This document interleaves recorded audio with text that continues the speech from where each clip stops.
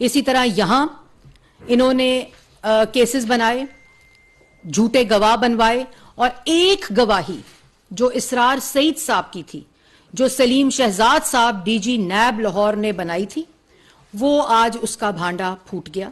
उन्होंने ओथ के ऊपर हल्फन आज कोर्ट को यह बताया कि मुझे हरास करके, मुझे धमकी देके, और ये मैं नहीं कह रही, ना हमारा वकील कह रहा है, ये इसरार सईद साहब कह रहे हैं कि मुझे धमका कर, मुझ पे हरास करके, मुझे धौंस और धमकी के साथ मुझसे ये गवाही दिलवाई गई थी। और I was arrested in this case on 9th March 2018. I had already joined the inquiry and investigation. I was made to keep waiting for hours and hours, and I was harassed. I joined the inquiry.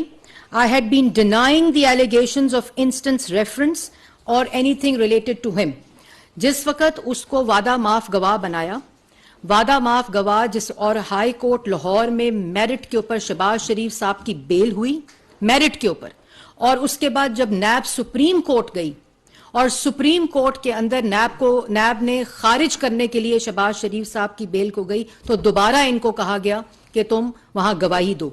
इन्होंने इनकार किया तो उनके ऊपर money laundering का 2019 में एक और केस डाल दिया गया और उसको गिरफ्तार कर लिया गया। और आज की तारीख तक उस मनी लॉन्ड्रिंग केस के अंदर गिरफ्तार, जिस केस में इसरार सईद साहब को किया हुआ था, उसका रेफरेंस दायर नहीं किया, उसको